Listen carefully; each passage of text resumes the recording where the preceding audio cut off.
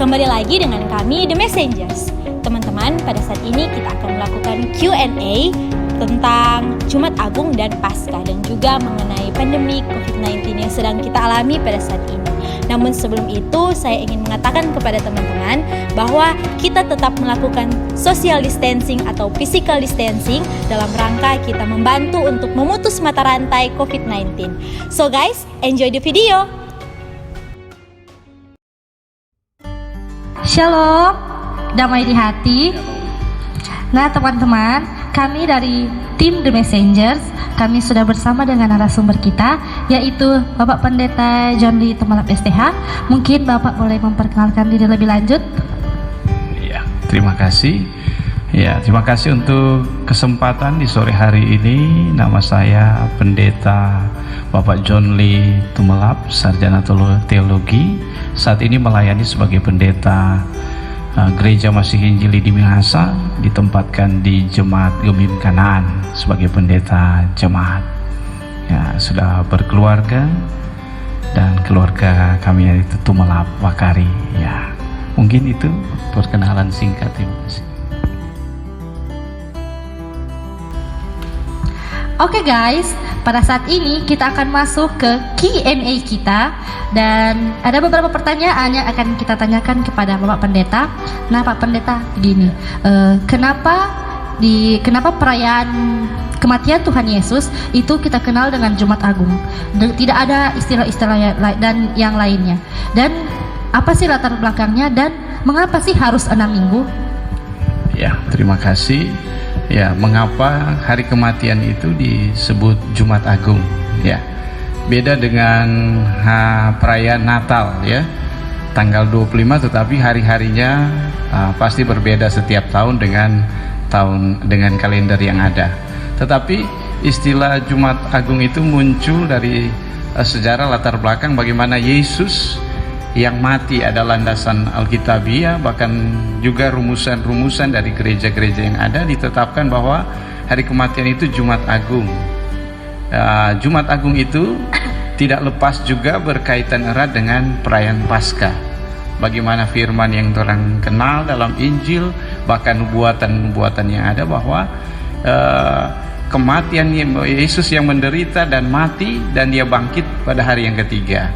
Jadi Jumat Agung itu hari Jumat dan hari ketiga itu Paskah, berpapasan dengan hari Minggu. Itu juga landasan bagaimana kita umat Kristen menjadikan itu Paskah itu ditentukan untuk hari Minggu.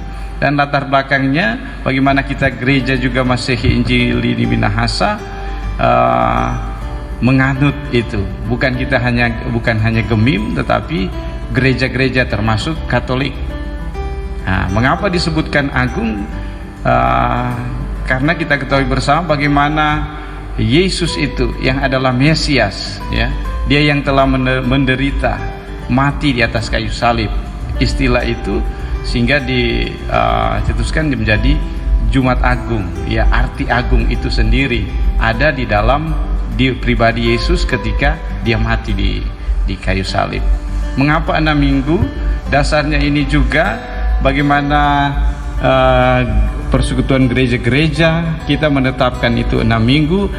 Mungkin ada pertanyaan, mungkin juga ada pengetahuan dari Mesa sendiri dan pemuda dan remaja, mengapa ada golongan lain, ada yang 5 minggu, ada istilah 7 minggu, tetapi gereja kita menggunakan istilah 6 minggu ya, sampai pada Jumat Agung dan Paskah.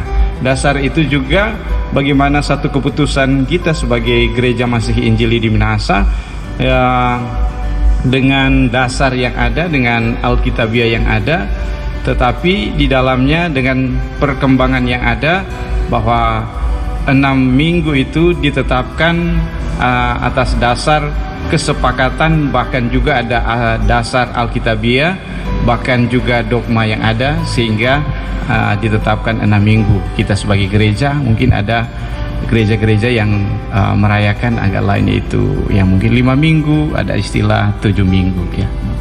Oh, jadi tetap ada dalam Alkitabiah juga ya Pak Pendeta, tentang Jumat Agung, Paskah dan 6 minggu. 6 minggu itu. Oke teman-teman, jadi pertanyaan pertama telah Pak Pendeta jawab. Kita masuk dalam pertanyaan yang kedua. Oke teman-teman, kita masuk dalam question nomor 2. Nah Pak Pendeta, untuk pertanyaannya, ada banyak teman-teman yang mengatakan bahwa ada perayaan Paskah di Perjanjian Baru dan di Perjanjian Lama. Nah, yang menjadi pertanyaan, apa sih perbedaan Paskah yang ada di Perjanjian Baru dan yang Paskah yang ada di Perjanjian Lama? Ya, terima kasih. Ya, langsung saya jawab. Jadi Paskah itu bukan nanti istilah itu bukan nanti muncul dalam Perjanjian Baru, tetapi dalam Perjanjian Lama bagaimana peristiwa bapak-bapak leluhur kita, ya, yaitu Abraham yang dengan ketaatannya, dengan imannya yang akan mengorbankan anaknya yang sulung, yaitu Ishak, ya. Tetapi di dalamnya Allah yang menyediakan domba, ya, untuk disembelih. Lebih jelas lagi itu yang berkaitan dengan Paskah Perjanjian Baru yang kita rayakan, yaitu bagaimana peristiwa Eksodus sebelum peristiwa Eksodus umat Israel keluar dari tanah Mesir. Ada satu peristiwa yaitu Tulah, ya, dan di dalamnya bagaimana orang-orang Israel diperintahkan oleh Tuhan melalui Musa untuk merayakan Paskah. Itu diambil mengorbankan domba. Itu bahkan juga perayaan roti tidak beragi, bahkan juga ada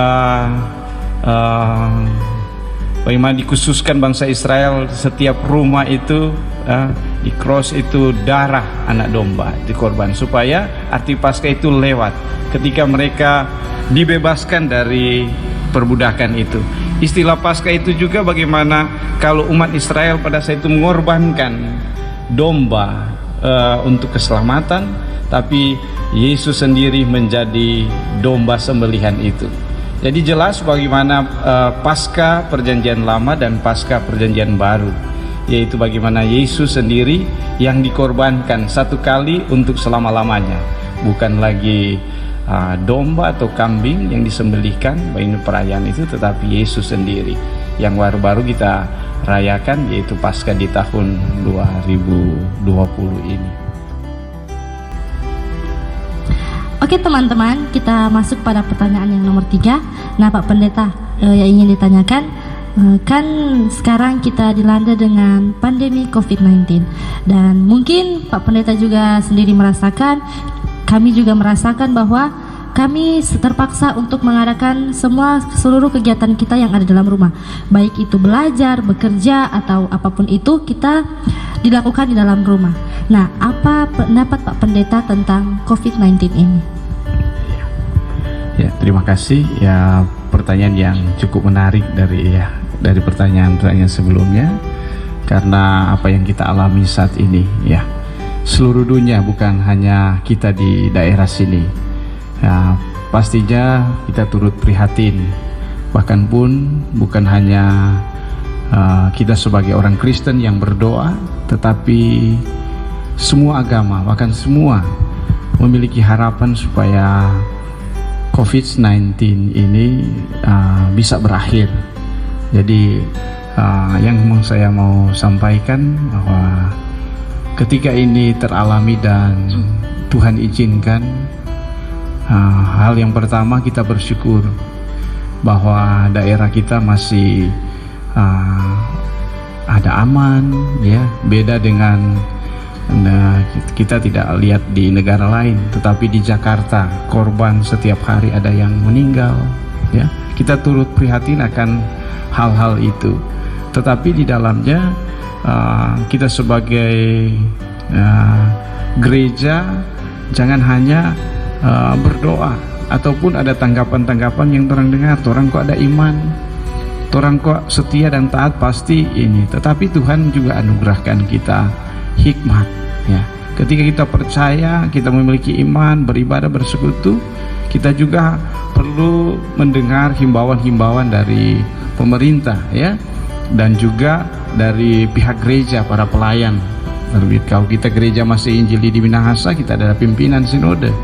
Pemerintah itu adalah hamba Tuhan, ya, hamba Allah diutus oleh Tuhan, bekerja sama dengan gereja, dan di dalamnya kita sebagai gereja ya lebih lagi ya untuk mendekatkan diri di hadapan Tuhan. Tetapi di dalamnya hal yang berikut, jangan melihat ini sesuatu dalam tanda kutip bahwa ini sesuatu yang menakutkan atau hukuman bagi kita. Tetapi dari hal-hal negatif yang kita saksikan, ada kematian, ada duka, tetapi ada begitu banyak hal yang positif yang boleh kita lihat. Seperti yang disampaikan Mesa tadi, bahwa belajar di rumah, ibadah di rumah, bekerja di rumah. Ada begitu banyak dampak yang baik juga. Kita terlatih bersekutu di tengah-tengah keluarga.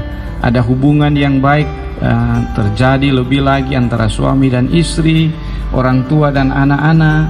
Bahkan juga ada begitu banyak tanggapan, lebih khusus di gereja kita di Jemaat Gemim Kanaan, bahwa sesungguhnya mulai hal ini persekutuan itu terjadi hampir semua rumah, ya. Misalnya ya, yang hadir sebelum ada COVID ini ya, pada hari Minggu berapa persen yang masuk gereja ya. Tetapi ketika beribadah hari Minggu di rumah ya, ketika dilihat, dievaluasi, sekitar 95% yang beribadah. Itu hanya salah satu contoh. Tetapi di dalamnya hal yang ketiga, yang terakhir, mari kita lihat peristiwa ini dengan iman, dengan kacamata iman. Ada begitu banyak tanggapan-tanggapan yang kita dengar bahwa ini adalah ya tanda-tanda zaman. Alkitab sudah mencatat dalam hal ini, dan disinilah kita melihat bukan hanya mengetahui, tetapi ketika kita tahu bahwa ini adalah satu hal yang diizinkan oleh Tuhan, kita diajak untuk lebih apa? Mendekatkan diri di hadapan Tuhan, lebih setia, lebih taat ya, terutama lebih mengasihi Allah dan lebih mengasihi manusia, bukan dari ucapan ataupun dari setiap pujian kita, tetapi bagaimana ucapan dan pujian ketaatan kita boleh melihat ya, seperti itu orang lakukan di Jemaat Gemim Kanaan. Kita boleh berbagi lewat persembahan puasa diakonal, boleh berbagi kepada orang-orang miskin, orang-orang yang membutuhkan. Itu kan hal-hal yang positif. Pada waktu-waktu yang lalu tidak ada hal-hal seperti itu. Berarti ada dampak yang besar. Orang Kristen, jemaat semakin membuka mata untuk melakukan apa yang dikehendaki oleh Tuhan dalam hal-hal yang baik tentunya. Ya mungkin itu. Nah Pak Pendeta, dan untuk pertanyaan yang kali ini berhubungan dengan pemuda remaja. Nah, apa yang pemuda remaja lakukan untuk menyikapi pandemi COVID-19 ini, Pak? Ya mungkin ini hal yang paling mendasar ya. Dan ini yang penting. Yang pertama yang mau katakan bahwa sebagai pemuda dan remaja, jadilah ya pelopor untuk membangun persekutuan dalam keluarga. Ya, misalnya Mesia dan teman-teman yang lain. Sebelum ada COVID, apakah aja bikin ibadah di rumah? Ya mungkin dari sekian banyak mungkin cuma 10, bahkan cuma ya 20% yang bikin ibadah persekutuan di rumah ya.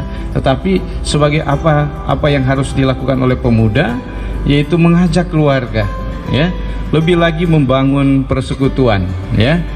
Nah, dan yang kedua, di saat ya pandemik ini, mereka yang sementara studi di tingkatan SMA, bahkan juga di perguruan tinggi ya, apa yang harus dilakukan ya, tingkatkan usaha belajar itu.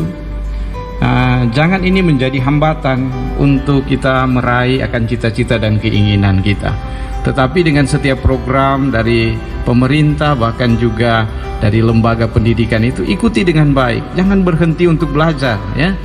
Jangan ya karena virus ini kita pesimis ataupun masa bodoh, tetapi mungkin ini sebagai ketika hal ini terjadi, kita semakin semangat belajar bahwa kita mau lulus, kita mau selesai, kita mau ujian, kita mau wisuda. Dan hal yang yang berikut yaitu kita juga sebagai pemuda jadi pelopor untuk mendukung program-program pemerintah. Dalam hal apa? Kebersihan, ya, toh? Dalam hal apa? Menunjang himbauan-himbauan dari pemerintah yang ada, ya, sebagai gereja. Dan tentunya di balik itu semua tiga hal ini lakukan hal-hal yang positif, yang tentunya juga jangan berdiam diri di rumah seperti tidak beraktivitas lagi, ya, tetapi mungkin ada perlu olahraga dan lain sebagainya, bahkan hal-hal yang positif lainnya. Mungkin ya mereka yang sudah bekerja, ya jangan berputus asa karena situasi ini orang putus pekerjaan yang satu, ya banyak hal yang boleh kita lakukan dengan hal-hal yang positif. Itu. Oh, jadi untuk pandemi COVID-19 ini mungkin kita harus menggunakan hikmat agar tetap tinggal dalam rumah, selalu menjaga kebersihan diri, kesehatan. Dan untuk teman-teman pemuda dan remaja, tadi yang dikatakan Pak Pendeta, kita menjadi pelopor dan juga menjadi agar supaya keluarga kita di rumah boleh ditingkatkan untuk beribadah, mulai dari kita pemuda remaja. Oke guys, jadi sekian dulu video kita pada hari ini, dan terima kasih buat Pak Pendeta yang telah menjadi narasumber kita di sore hari ini. Dan untuk teman-teman, sampai jumpa di question and answer berikutnya guys. Oke guys, kita sudah selesai question and answer bersama Pak Pendeta John Lee. Kiranya jawaban-jawaban yang diberikan oleh Pak Pendeta John Lee tadi boleh menambah wawasan teman-teman mengenai Paskah dan Jumat Agung, dan jangan sampai lupa mengenai COVID-19. Kiranya teman-teman tetap di rumah, stay at home, stay safe, and stay praying. And always remember, life is short, be blessed, the messengers, to God be the glory.